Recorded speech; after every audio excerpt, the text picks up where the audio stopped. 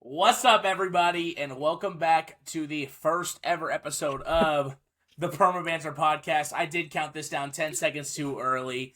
Welcome back. We haven't. This hasn't even happened yet. Who cares? Welcome back to the first episode. Welcome back to the first episode of the Permabanter podcast. I am your host, Jeremy Ryan Fiorito, and to my left or my right, I have your other host, Matthew Steven Seffick. Yes, full names. Please don't dox us. Whoa! Don't dox us. Don't swat us. Oh, please don't. That'd be the craziest podcast episode ever. Actually, do it. Content, you know. Maybe me, not you. Not me. Not him. Bet. Okay, well, as you know, this is our first episode. We're going to be covering a bunch of nerd stuff, from movies to video games to crazy stuff, you know, just spitting out some words out of our mouths, and I hope you love it, and I hope we're your new favorite go-to for all this stuff, and yeah, let's see what we can cook with it. 100%. Yeah, if you're a fan of video games, movies, TV shows, Star Wars, Marvel Cinematic Universe, any new movie that comes out, Mission Impossible, yeah, Jeremy and I are your guys to listen to. We are one man. We are unified. We are a unified unit.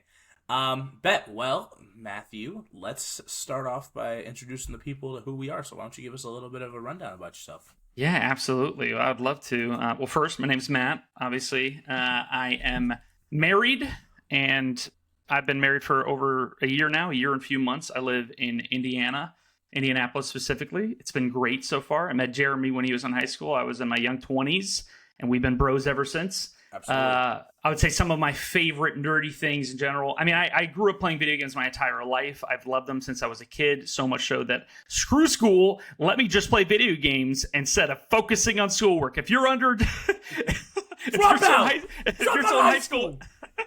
Drop out right now. I'm just kidding. No, but I literally, my first memory besides walking down the stairs when I was 3 years old was literally Power Rangers on the screen, as well as a Batman game after that. And I remember being like, this is awesome. I love this. So ever since then, I've loved video games, and I'm a massive fan. We decided to talk about what our favorite movie would be, and that kind of defines who we are as a person, I would say, in some regard. Hopefully your choice isn't insane, Jeremy, but mine is Back to the Future. I have a lot of favorite movies, obviously, but Back to the Future was a movie that marked me when I was probably in elementary school going into middle school, and the best compliment I've probably ever received was, you got some Marty McFly vibes, which was, oh my gosh, what a compliment. I don't think I'm like Marty McFly, but the fact that I got that type of affirmation was the best thing I've ever gotten. But I love that movie. I love adventure movies. I love when a story is told uniquely. I also love the second Back to the Future. I kind of lumped those into one. I think all three of them are just like so good. They're 100%. So good. Yeah, very good. Bet. Well, as you know, my name is Jeremy. I will say that I've just been part of nerd stuff since the day I could walk, breathe, die. Not dead yet, but when I was a wee lad, my dad introduced me to video games at a young age. We had my first ever video game I actually played was Super Mario Brothers 3 on the Super Nintendo. Yeah, I'm just a dude who lives in Kansas. I used to live in California where I met sweet Matt. And yeah, we're currently just living it up out here and continuing. But I'd say my favorite movie at the moment, favorite movie of all time. Such a hard question. I've been thinking about it a lot. Not gonna lie, Back to the Future was up there. But I think for me, I gotta go to the Karate Kid. You know what I'm saying? I love the Karate Kid movies. Cobra Kai is also a very good rendition of that. You will hear me talk about Cobra Kai multiple times on this podcast. I did not know this. But I love the Karate Kid. I love Mr. Miyagi. He's my sweet little baby Kachini. I carry him in my arm like this. Yes, the Karate Kid movies are so good. Ralph Macchio is not the Karate Kid. William Zabka is the Karate Kid until the day I die. Strike first, strike hard, no mercy. But yeah, you're this big of a fan of this. That's awesome. I love Karate Kid. Karate Kid's so good. But yeah, so it is time to get all nerdalicious with our current segment. Quick question: are you excited for Legends? Oh, I am excited for Legends. I'm gonna go see it this week, so hopefully by next episode we'll be able to discuss that a little bit. But Yeah, hit me with some weekly news, Mr. Matthew. Loves it. All right. Well, we're jumping into our weekly nerdy news. What is going around in the world at the moment? And Jeremy, the biggest thing happening right now in the gaming world is Battlefront 3. Ooh. And the possibility of it possibly being made. But what my favorite aspect of this 100% is the fact that there are people that just rose up. Just fans of the game, which Battlefront 2 is a great game, right? It became a great game after all the free to or all the money laundering situation EA was trying to do with it. But Battlefront 3, it just became just this worldwide phenomenon. Just from a few TikToks of these people saying, "Hey, start your engines. Let's get ready to rumble." And now there's millions of people on Battlefront 2, people going nuts, people excited, people pumped, and they are demanding from EA, give us Battlefront 3. Oh, and I think the craziest thing that I've noticed is I even hopped back on Battlefront 2 for a little bit. Like, I played a few matches just because I believe Battlefront 2 has now had its highest player count ever. It's nuts. I was reading on Steam, seeing the active player count throughout ever since this came out a couple weeks ago. But I really genuinely think that we may get a third Battlefront game if EA gets it together. I know I was reading, I saw a Reddit article that had, and no, I do not frequent Reddit, but I saw a Reddit article about some of the game devs that used to be on the EA Battlefront 3 team trying to get the quote-unquote band back together. So amazing. Maybe we can get something new, something good. But what I want to ask you, Mr. Matthew, is what do you want from that game? As we know, Battlefront 2 had a pretty okay campaign. I can't remember a lot of it, but what would you say you would want the biggest upgrade to be from the Battlefront 2 to the I mean, I Battlefront think one of the biggest ones is obviously space to land combat combined into one. They didn't have that. They only had space battles, and then they only had land combat battles with ships involved. No, I think that, it's hilarious because Pandemic back in the day, who made the original Battlefront 2 in like 2006 or whatever it was. Great game. It was a great game. Fantastic. It's beloved by fans alike. But all that to say, those games allowed the ability to have a space battle happen, but then you had to go fly into their hangar and you had to land, and then you could go in and you could destroy their shields, you could destroy aspects of their engine, and it was a multi-step process. There was objectives that you were playing rather than just trying to capture a single point. So absolutely. I think first and foremost, that would be my number one desire, is the ability to fly around in space, shoot somebody, Anakin in the head, the kid version of him. Wow. Oh, I'm just kidding. That'd be so funny if he was just like, "Whoa!" Anyway, like, my pod racer. He was a character that you could choose. My pod racer, yeah. No, but you could land in the ship. You could go and do all those things. Maybe add some multi-step process to that. But I think that those aspects of that would make that incredible. What do you got, Jeremy? I think, honestly, I would really love to see a little bit more of the aspect of getting more heroes in there. With Battlefront 2, we saw Rey, Obi-Wan, Anakin, all the heroes. We caught a couple bounty hunters on that villain side with the Sith. But I would love to see them branch out, maybe give us a little more of some Rebels characters, some Clone Wars characters, maybe Ahsoka.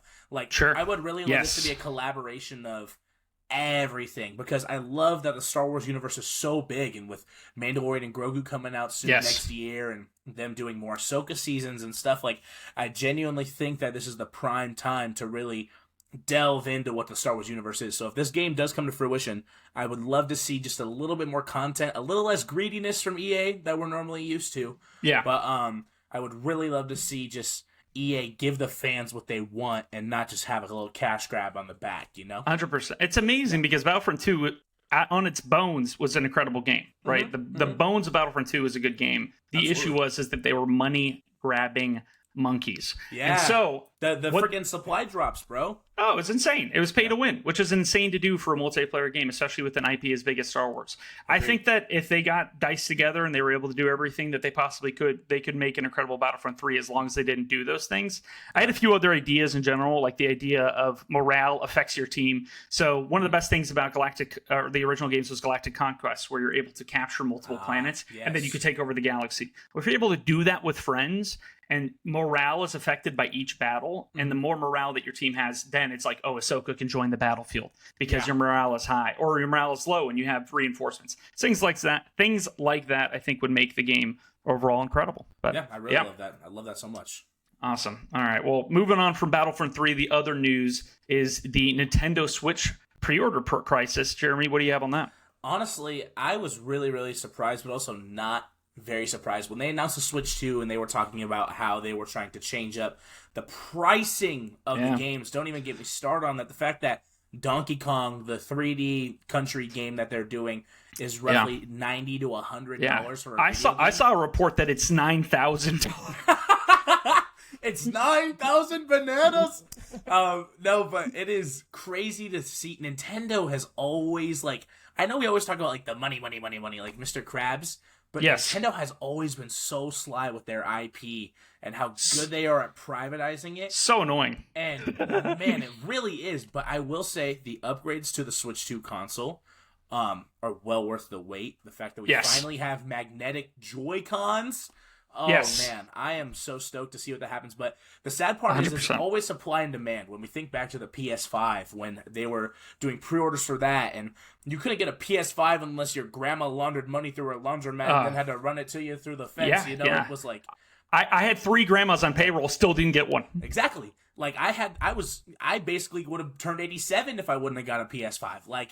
And it's so interesting to think about how the IPs of all games have changed, and Nintendo has really somewhat stayed in the direction of where they are. Like, they don't have from what I know, at least, I know they have like a GameCube catalog and stuff for the Switch, but as you see, Xbox is elevated with Game Pass for PC, PlayStation has the PlayStation, I believe, PS Plus program where you could like do PS Plus Play, you get free stuff. That. And I've never really seen that come from Nintendo's side of things, to where instead of giving more things back to their fans, they're making it harder to get them. So with the pre-orders, when you pre-order something, you expect to actually be able to get your hands on it, and you put money down for it, you're waiting for the day. And the fact that it's about 3 days till launch, and I just found out about this last week, the fact that this is just now happening, imagine being the player who's like, man, I was so excited to get this Switch, and now I can't grab nothing. I can't get nothing now. You can't pre-order it. Yeah, no, I mean it's kind of ridiculous. It feels like this has always been an issue with any game console comes out, is scalpers going nuts,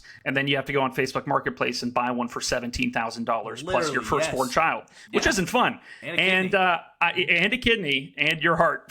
But it is ridiculous. I think Nintendo, I don't know who's going to fix it. But Nintendo said that you needed to have like a year-long prescription or subscription at least so far to place a pre-order. I don't know if that worked. Apparently it didn't. But it's incredibly frustrating. From what I've seen talking to other fans, I don't have a pre-order yet. I'm too broke to do so. Hence why we started the podcast.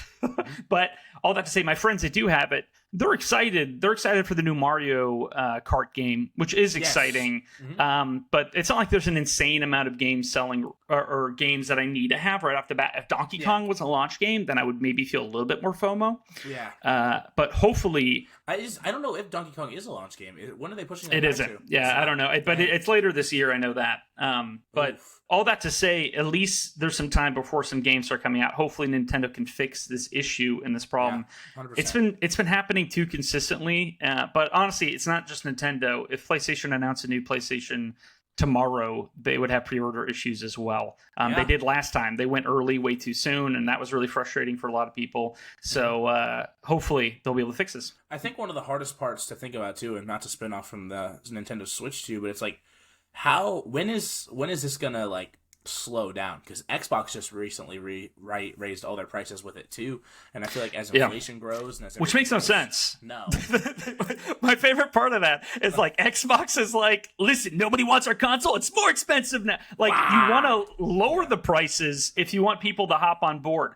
The only thing Xbox has going for it is Game Pass, which is a phenomenal value. I do have it. I do have phenomenal value. Yeah, and Xbox Series S is a good console for just like I bought mine for like $220. Like it was super cheap, and I can play next gen games, which is awesome. All that to say, though, I don't know what Microsoft's doing. I don't get it. That decision made no sense to me. But regardless, moving forward to the next section of what we're talking about here in the news. Absolutely. Jeremy, you got to take the lead in this one because I have no clue what's happening. But apparently there's been Pokemon stuff happening. Okay, so as you can see, frequent flyer, I'll even pull it out and rep it a little bit. I got the Pokemon ETB right here, you know what I'm saying? But the Pokemon market is getting absolutely ridiculous. I don't know if you've seen videos of people fighting in Costco, fighting in Target. People are lining up. It's like midnight game releases all over again because the Pokemon Black Friday, it's become a black market. Yeah. Like people are reselling Pokemon cards. Like it's all card related, correct? It's all card related. No game related. No physical game card relations. Nothing with that. It is purely just based on cardboard. people are killing each other for shiny Yeah. cardboard. That's nuts. And the price increase is crazy. No one's Is this following in retail. Is this in America or is this in all over the world? Is this Honestly, in Japan? I'm not gonna lie to you. I have no idea. I know Japanese sets are mildly popular out here now. Pretty sure it was Alaska. Yeah, I don't even know what the heck's going on anymore. I just know that purely, like, it's insane what I've witnessed, because I've gone to multiple stores. Just, sometimes I want to rip some cards. Sometimes I want to get some cards. Sure. And you really have to, like, get in a Discord. You got to fight tooth and nail. And my buddy Jason was out here. We were going and just, like, seeing if we could find some cards to rip, because we both use the Pokemon TCG player on your phone. That's way better, and you won't have to die for it. Yeah. Don't know what you're talking about, but I love it. Yeah. But it's just it's so hard just to, like, even get a pack of cards anymore. Like, and the shelves used to be full, so it's like, that's crazy. It's crazy to me to even witness any of that, But yeah, card collecting in general. Well, yeah, no, totally. Card collecting in general and sports, like memorabilia, things like that, truly is insane. I mean, it's money. It's money related, right? I mean, people will kill each other for money. We've seen that firsthand. Black Friday, people would get trampled for a brand new TV or couch. Pretty insane. Now, was I leading the charge on that? Absolutely. What can I say? 100%. I want that new 32-inch plasma screen TV. But all that to say, sorry, Grandma. sorry, Grandma. You aren't getting your child a Guitar Hero set. No, but I think that's absolutely sad. That the goal is literally just to get Pokemon cards, especially when it used to be such a fun, pure thing. The craze is nuts. I mean, I remember a South Park episode from like 2007 where it was like people were going nuts for the Pokemon thing there, and they were making fun of it back then. Yeah. The fact that card collecting has continued to stay so strong is really nuts, and hopefully, I just think about the kids, man. Like, and that's I know I sound like real like TED Talk TV for that, but like, bro, these kids want to get freaking Pokemon cards. They can't even get any without paying $300, and they have to go sell something to go get them. Yeah, no, 100%. It's not a fun hobby of like, Dad, can we go get some Pokemon cards? No, your dad has to go fight in World War III in a Walmart parking lot to get them. Yeah, 100%. I agree with you. Well, that's nuts. But hopefully, Pokemon. I don't know if Nintendo could do anything about that, or I guess if Pokemon's owned by another entity, what they can do about that. Yeah. But cops out there, if you're listening to this, and Officer, help. Protect the younglings from Order 66. Exactly, 100%. Okay, awesome. All right, well, the next thing we got on the docket is the Black Panther game that was canceled by EA. Now, that's here. Actually, I thought about this since we actually talked about this last. We just mentioned it. So, from what I understand, I think Skydance, which is owned by J.J. Abrams, they're making a game that's Captain America 1944, and Black Panther's in it. Yes, and Black Panther's played by Ezekiel from Walking Dead. I don't know if you know. Okay, yes, yeah, I do know that. Yes, so it's awesome. It looks really good. There was like a tech demo of it last year, and it looks fantastic. So I wonder if EA sees that on the turnpike, and they were like, hey, this doesn't make sense. We will cancel this.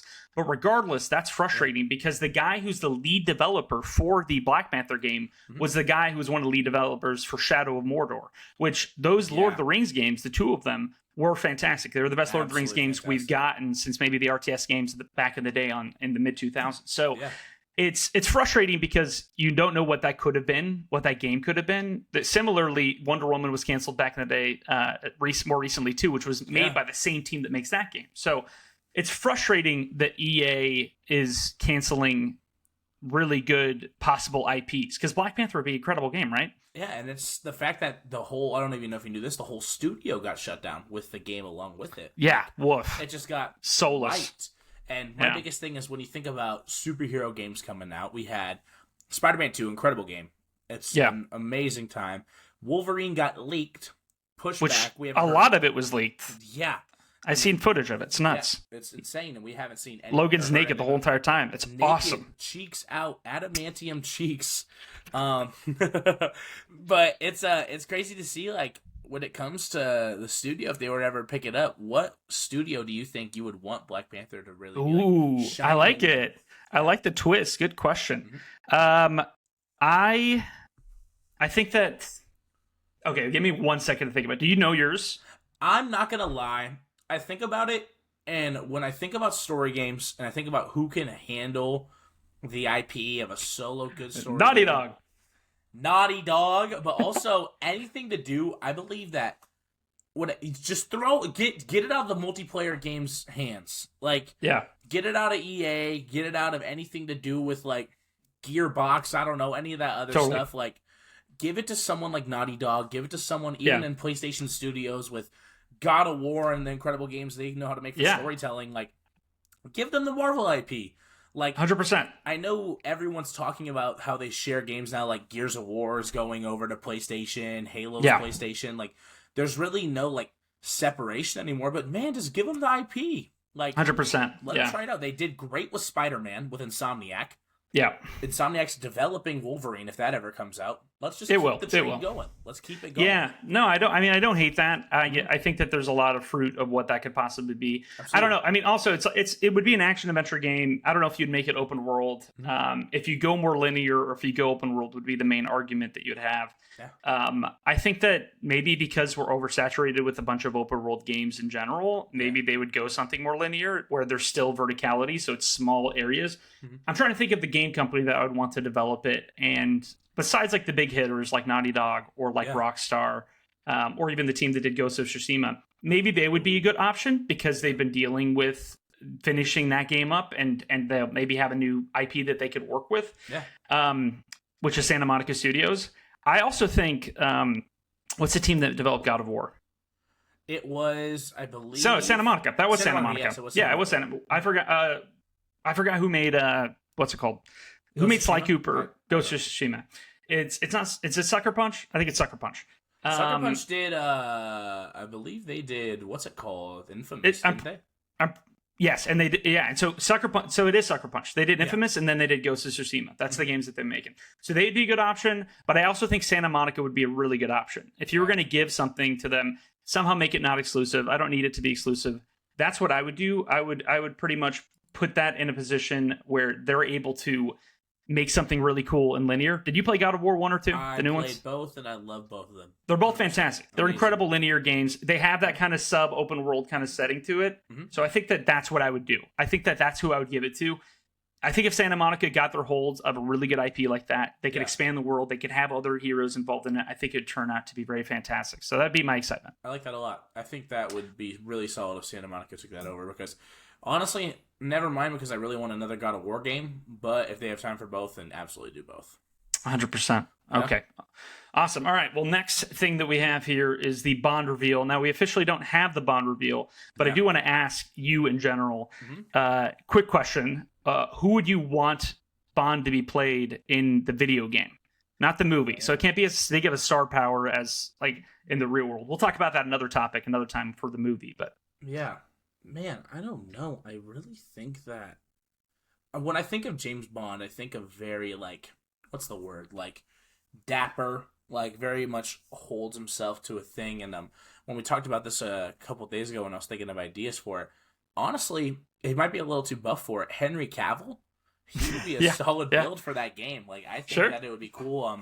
Seeing him in Deadpool Wolverine, spoiler alert, when he popped up as that version of Wolverine, like, it was super awesome. sick. And I super funny. If you throw Henry Cavill in anything, I mean, like, I think it'd be a solid James Bond. And I know he was in a Mission Impossible movie as well, too. Like, he can really fit the spy role. And he loves video games. He does. Genuinely does. I know he just got a PC built, too. I saw that video. So it's like... it's awesome. I think it'd be great, but what about you? Yeah.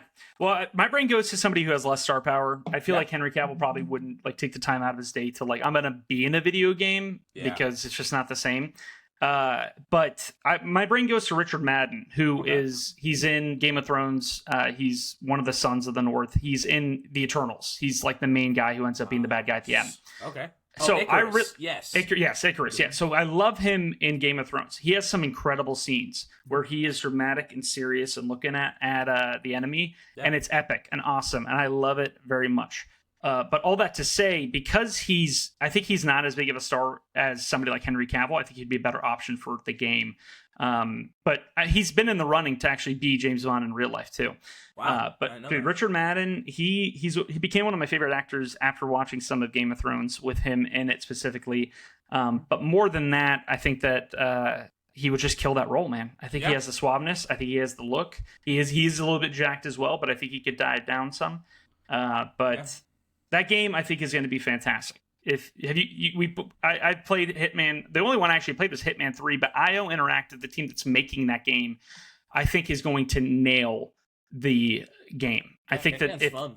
I love it. it's so good. It's slightly open world sandbox games. Mm-hmm. And if you give James Bond a task and tools that he has at his disposal, they are the perfect developers to make that game. Yeah. They really are. They've done it before, so it's perfect. Yeah. Mm-hmm. Well, there's literally the first level in Hitman 3 is like you're at the tallest tower in the world, so you're up in the clouds, and all the things. It's like super suave. The music, everything is very much like, oh, they're obviously trying to make a James Bond game, even with this. Yeah. And you could throw like a machete at somebody's head, kill your target, jump off the edge of it with a parachute. Very epic, very cool, and you have gadgets too. So I think that game is going to be fantastic. I love that. I'm excited for the reveal this week. We'll be reacting to it, I'm sure, next week. Yeah, but I do think it's going to end up being one of the better games and just a fun game to play in general.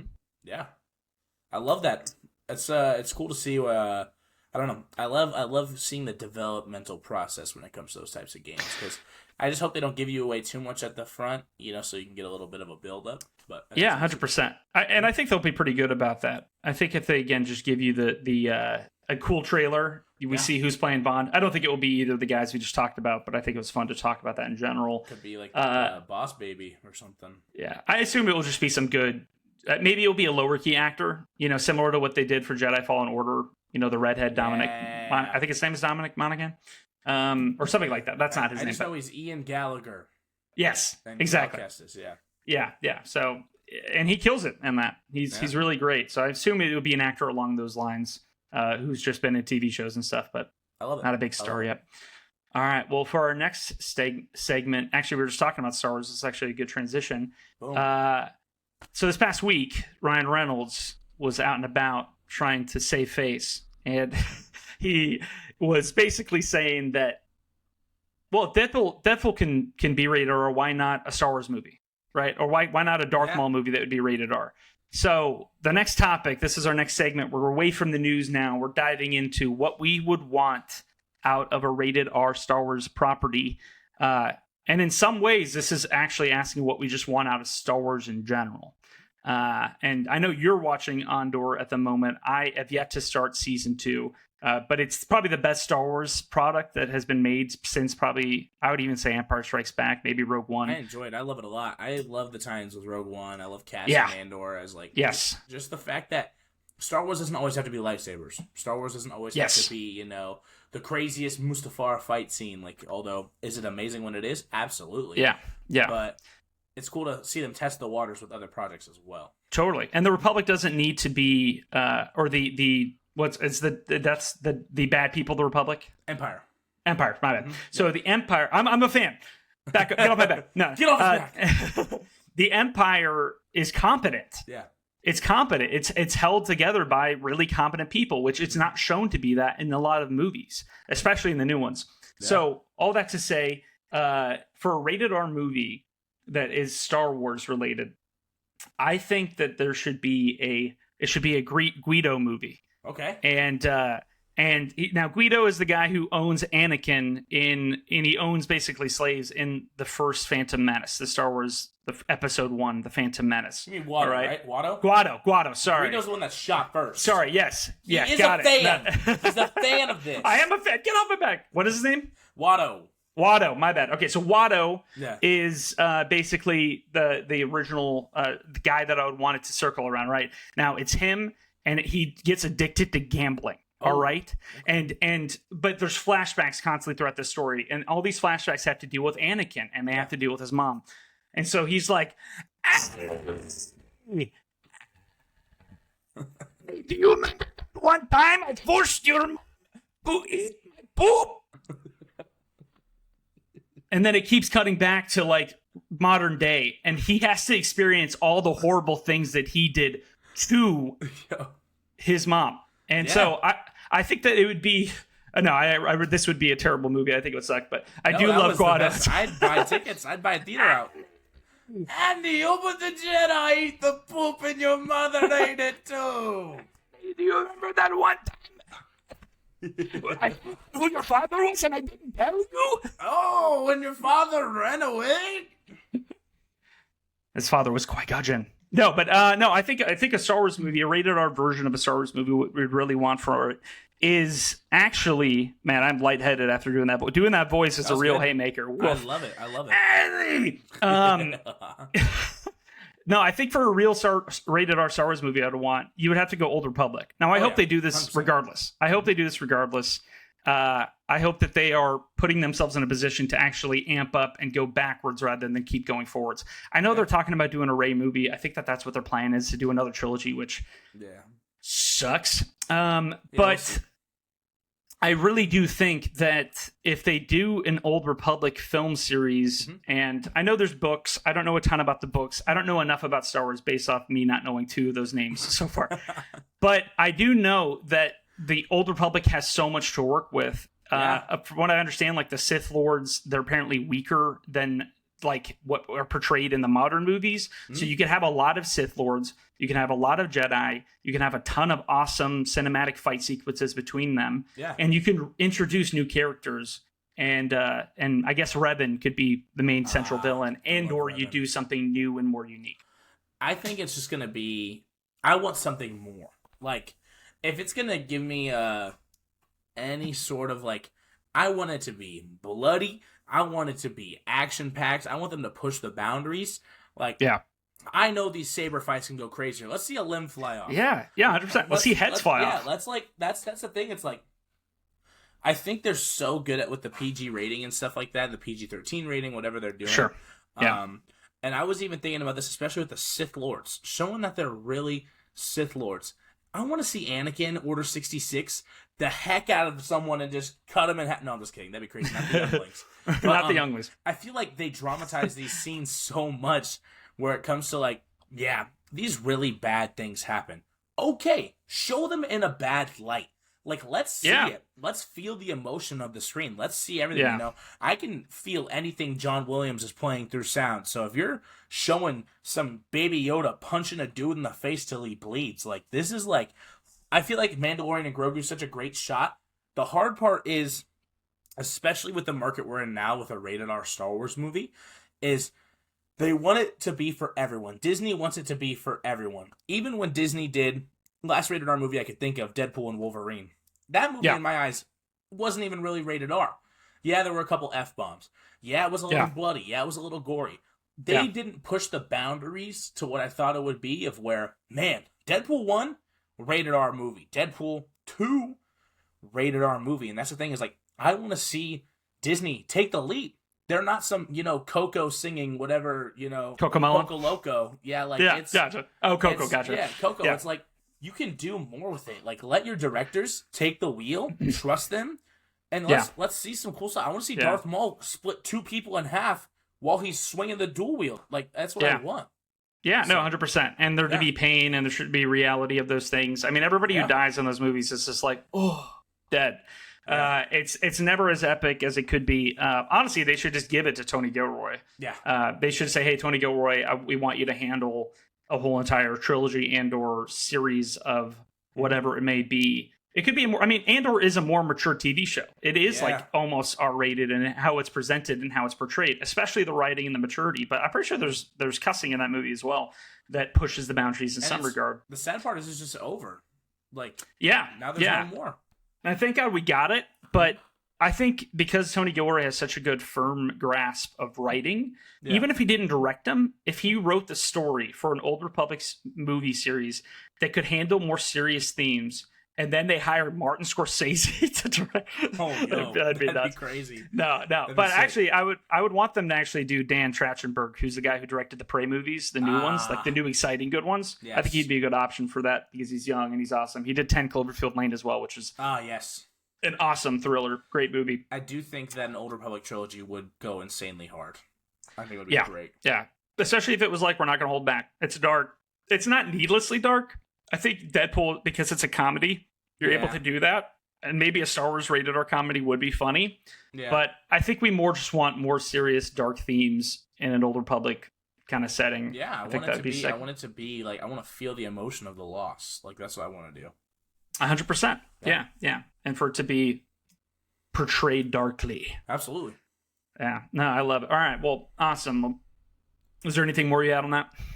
I think just to close it out in the sense of where do you think they could have pushed the boundary and taken it rated R so far with what they've had? Like, what do you think out of all 9 movies, any of the shows we've gotten, what is a high moment you think that they could have really just upgraded their... Yeah. Sure. I'll tell you this. So I would have been okay if Rogue One was rated R. Absolutely. And the main reason being it's dealing with people. It has the Andor twist on that as well, which is darker. But here's what I actually wanted that movie to be. Now, I think Rogue One's a good movie. It's probably one of the better Star Wars movies that's come out, especially in the last 20 years. But in terms, it's up there with like Revenge of the Sith. Yeah. I think that there's a moment in that movie where you meet Darth Vader for the first time, where the main bad guy meets Darth Vader for the first time, and they come together, and it's awesome. It's an epic interest from Darth Vader. He walks forward. This guy is obviously terrified. Yeah. And Darth Vader's basically, I haven't seen it in a little bit, but he's basically, hey, go and do this. Like, hey, finish the job. Yeah, like, finish this. What I want to happen is I wish Darth Vader kills him right then and there. I wish it's an epic, like he picks him up, he chokes him out, or he cuts off his head, or whatever it may have been. Yeah. And again, we go rated R. Cuts off his head. That's epic. The body falls over, blood comes out. Like, it's like, this is mess up. And then Darth Vader's like, I'll do it myself. And the end of the movie, instead of it being each one of these people dying one by one, which is basically what ends up happening, where they all die at the end, the Republic, blah, blah, blah, blah, blah.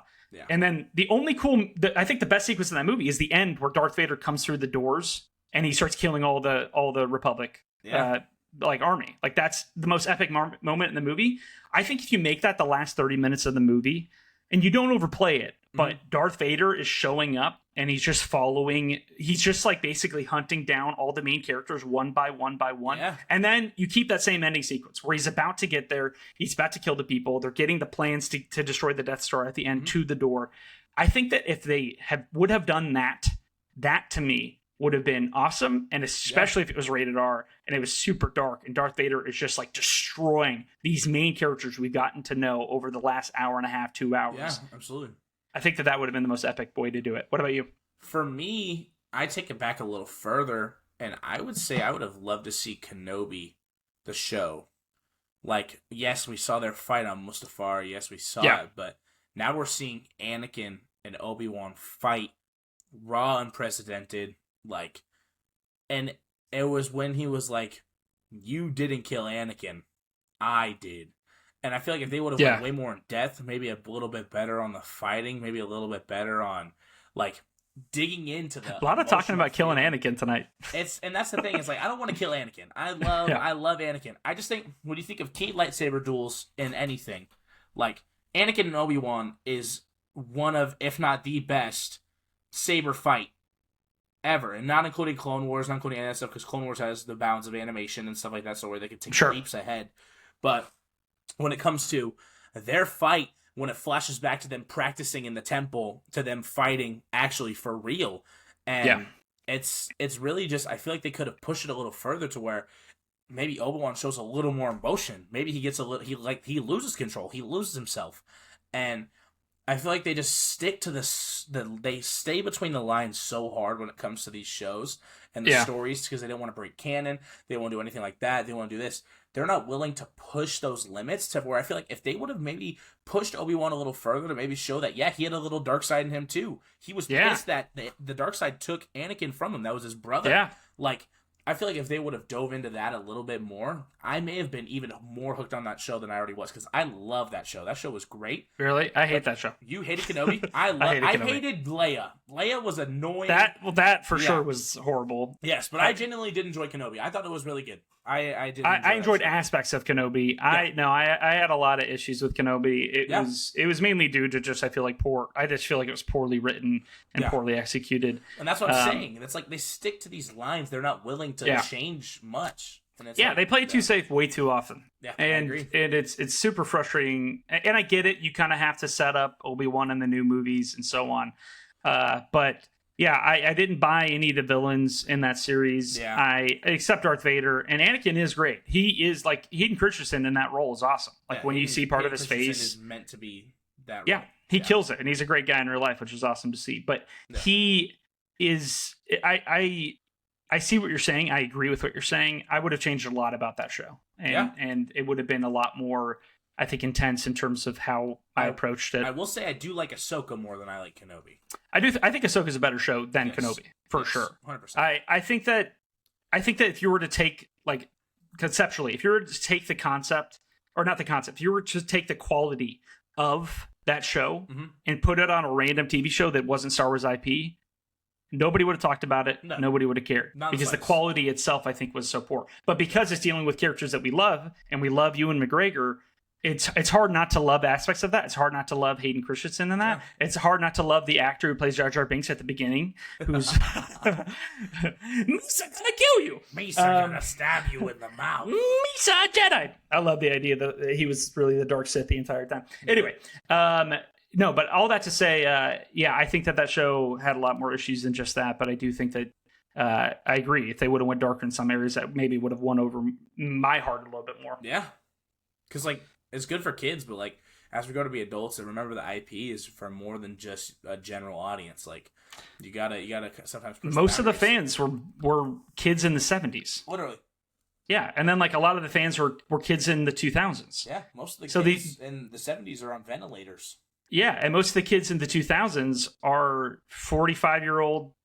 You know, like it's so it's insane to think that, you know, they couldn't do something more dark and mature while also having kids related stuff. Yeah. Which, you know, they could do that.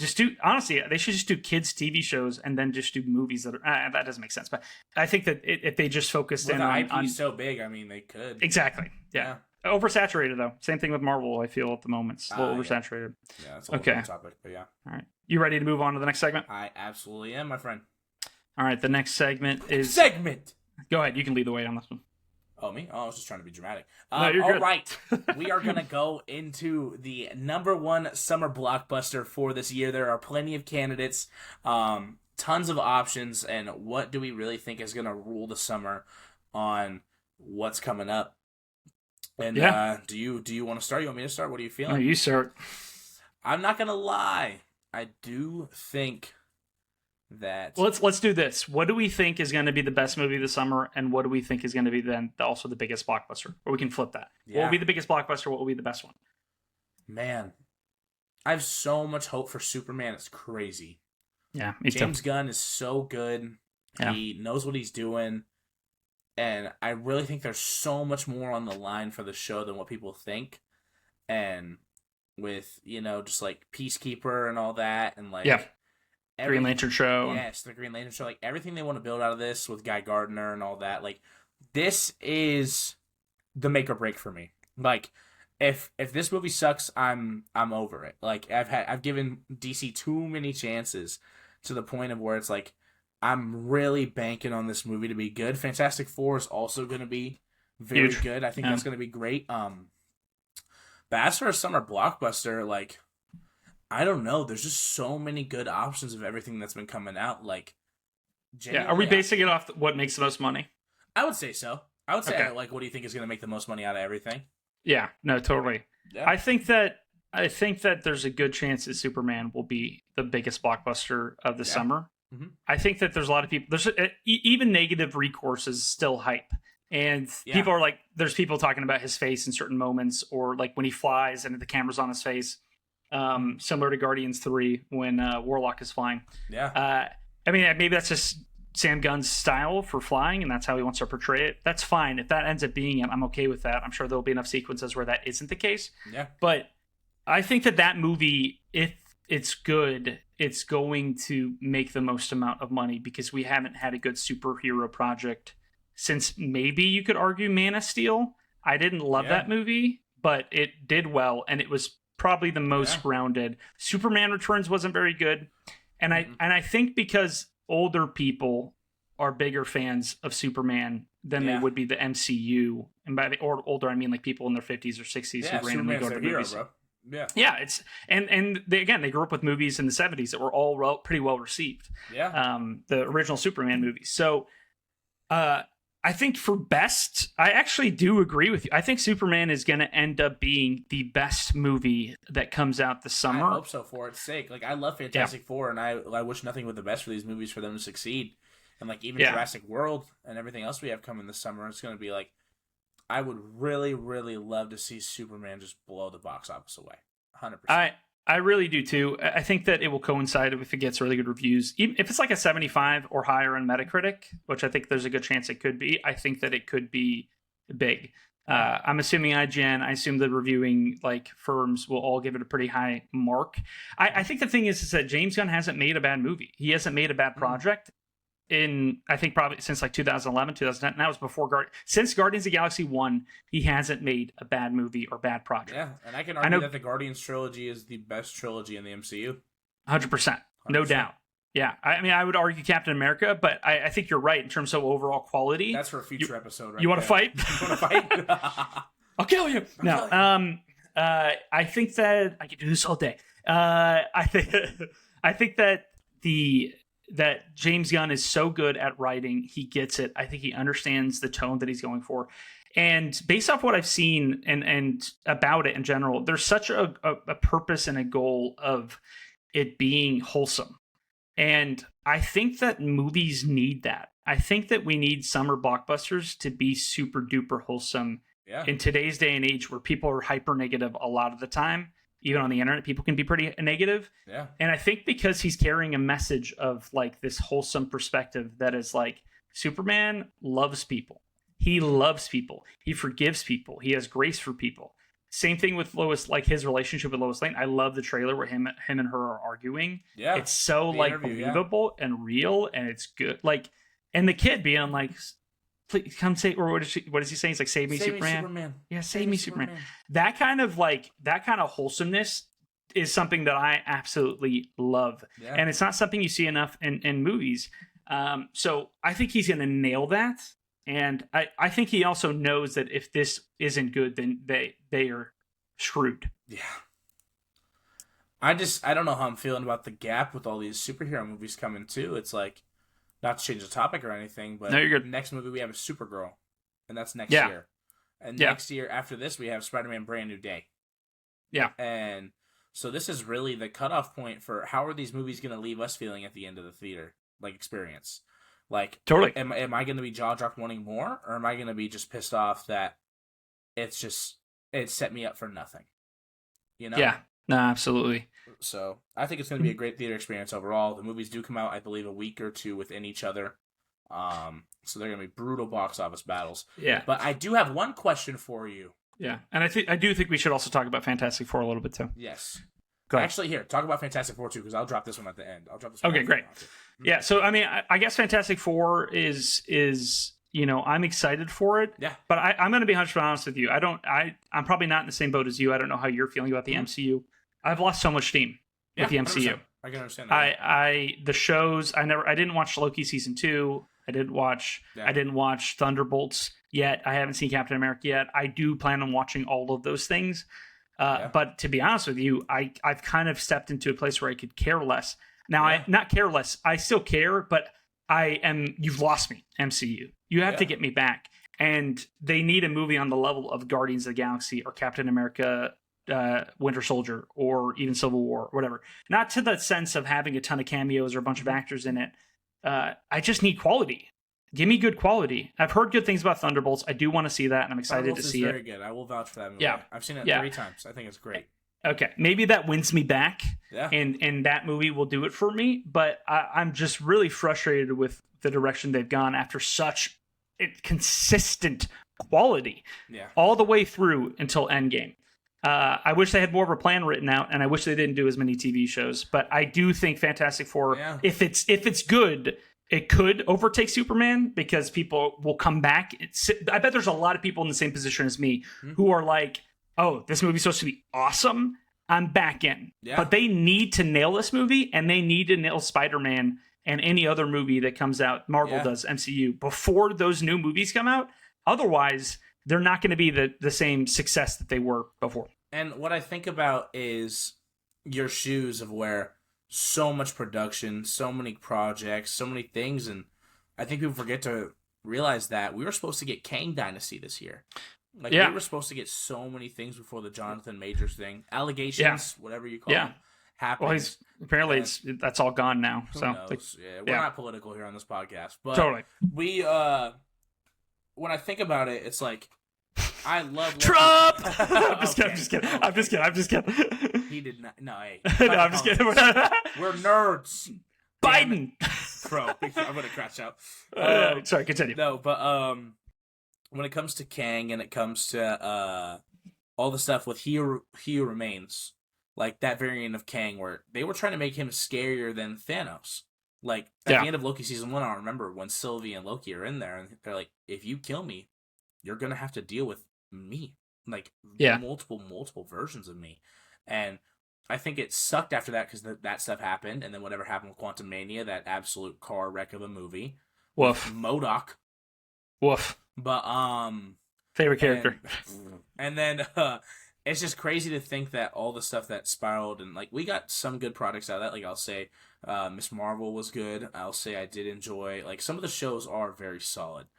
Sure. But I do think MCU was in a point of like, okay, we need to get this out, we need to get this out, we need to get this out, and they were very much quantity over quality.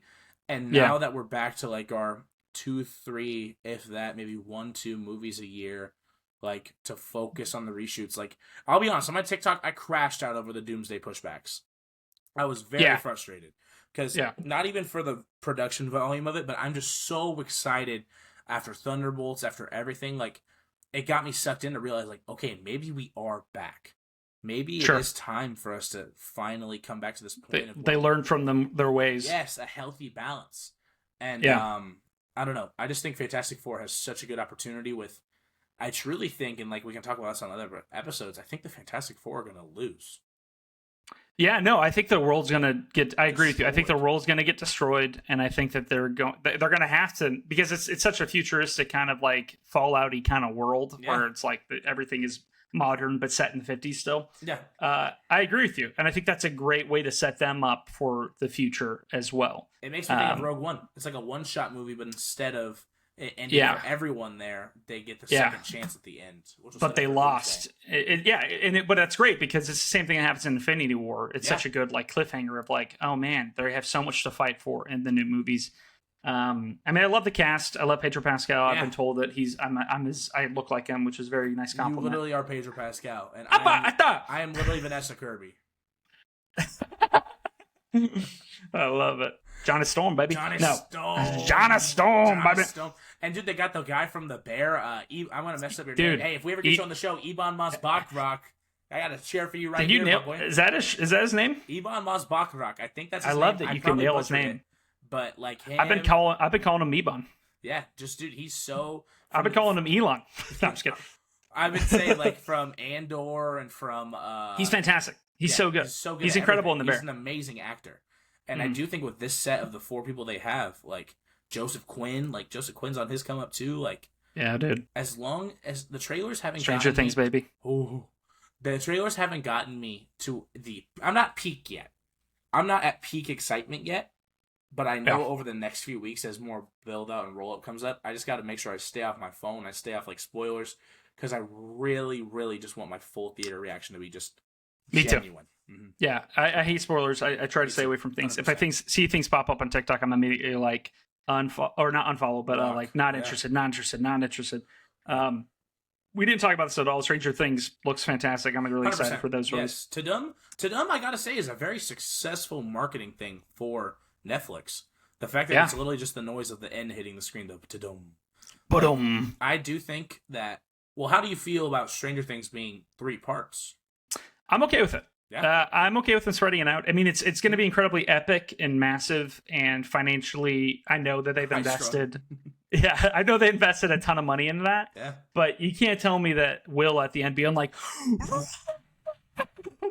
is not like, this looks awesome. Bro, I think season 4 is incredible. Yeah, the only 100%. season I think season 3 was the only one I wasn't a big fan of, but I still enjoyed it. So I love every part of Stranger Things. I think the fact that it's taken so long maybe has like made people hate it. But anyone that genuinely hates Stranger Things, I would love to have a conversation with them because I truly think that you haven't sat down. You're crazy. It. Like you're literally crazy. Like it's the show, the story, everything about it. Like you hate bald 11-year-olds. Yeah. You hate that 11's probably still 11 and it's been 10 years. I mean, I had to overcome my hate, but I got there. Yeah, you have to overcome hate. I was watching the first season. I was like, Millie Bobby Brown. Oh, but the final question I had for you. Go ahead. Do you think that either of these movies or any of the summer blockbusters are going to top Sinners? Yes. Really? Okay. You saw Sinners, right? 100%. Seen it twice. Okay, I saw Sinners. Okay. I think it's a great movie. Yeah. I think it's fantastic. I think that the world building and the writing and the first 70% of that movie. Yeah. Spoiler alerts for Spoilers for Sinners. Yeah. Okay, if you haven't seen it, don't worry. The episode's going to be over soon. Yeah, it's very good. Sinners to me is the first 70% of that movie is incredible, especially the sequence that's all one shot where everybody starts joining together and doing music. Yeah. Where it's just like music from different generations.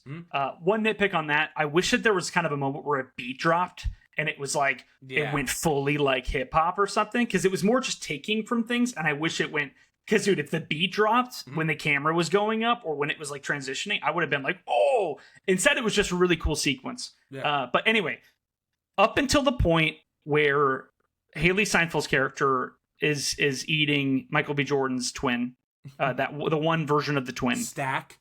Yeah, Stack. After she spits into his mouth, which is a nuts moment. Nuts. Josh Allen was pissed. 100%. That's nuts. How do you think they filmed that? Yeah, how do you think they filmed that? Did they like, hey, Drew, put this water in your mouth and spit it? Dude, it's nuts. Maybe special effects. Anyway, all that to say, though, once that happens, and me and my brother were talking about, my oldest brother, Daniel. Yeah. We were talking about this.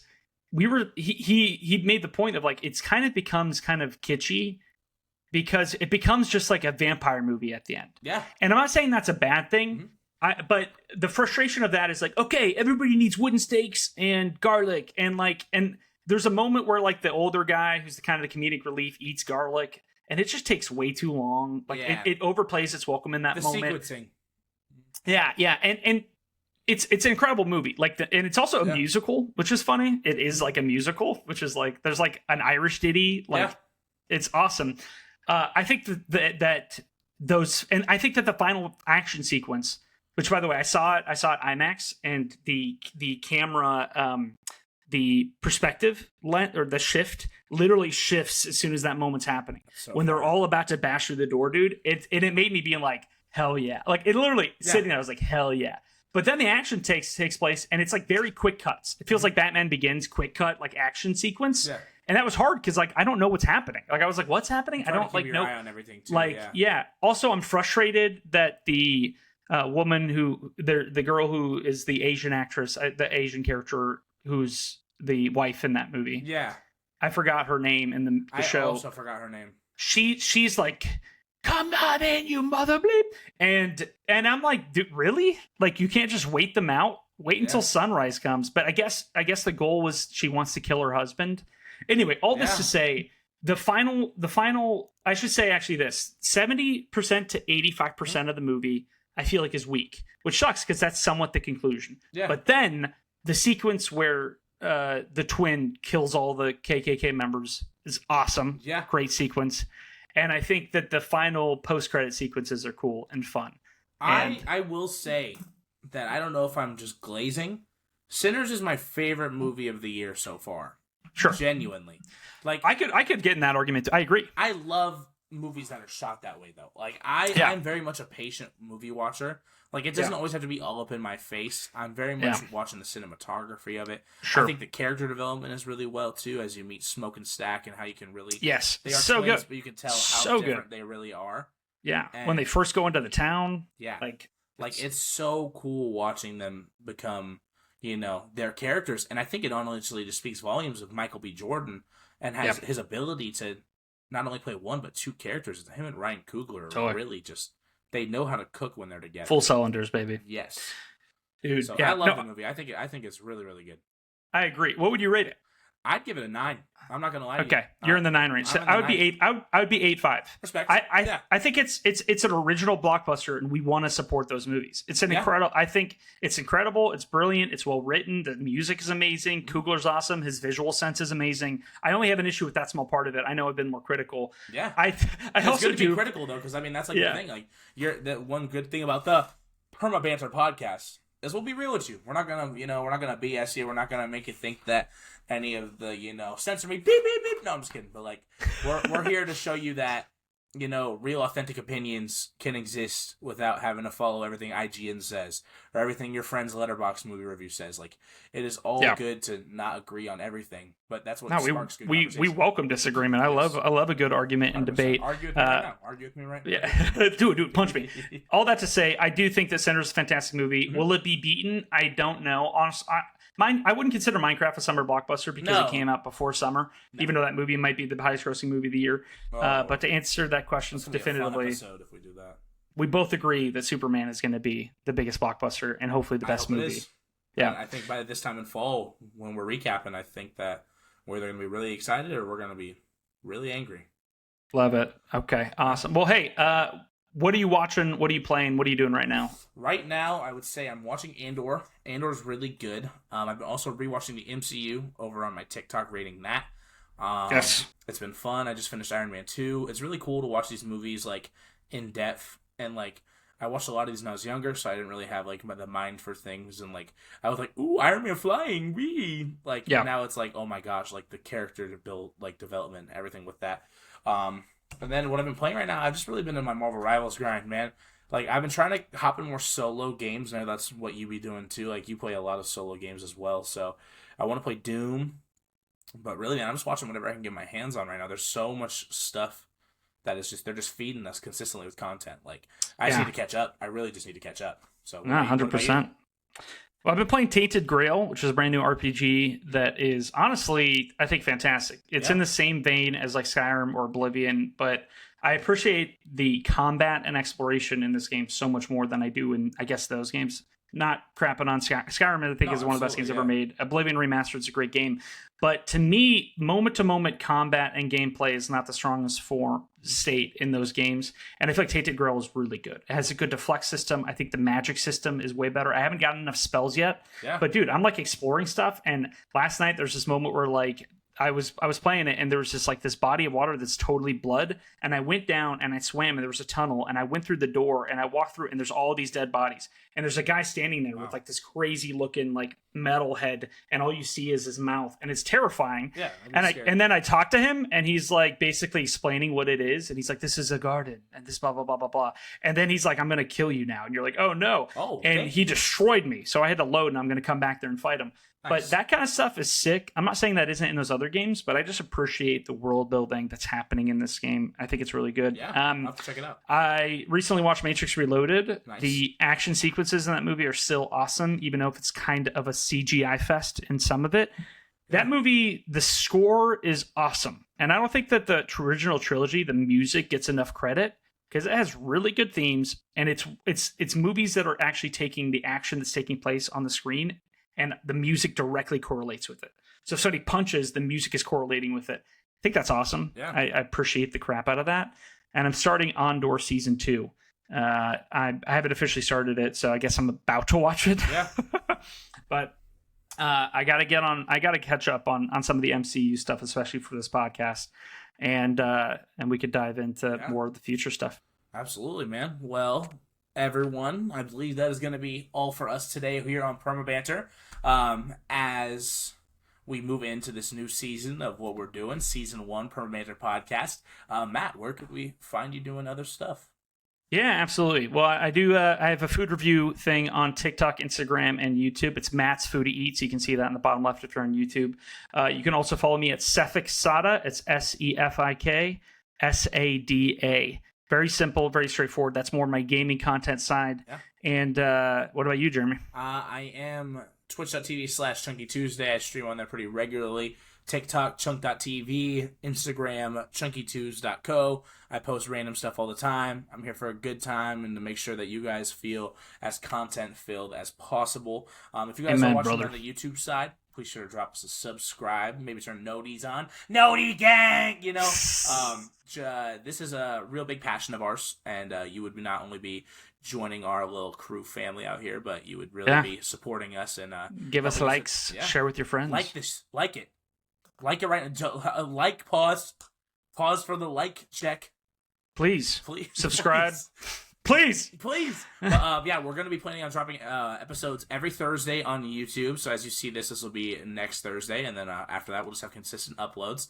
We're going to have clips up on a channel. We're going to get that going. We're going to get everything amped up. But this is been the first episode of the Permabanter podcast. We love you guys. We'll see you next Thursday. And we are signing off. Love you guys. Love you.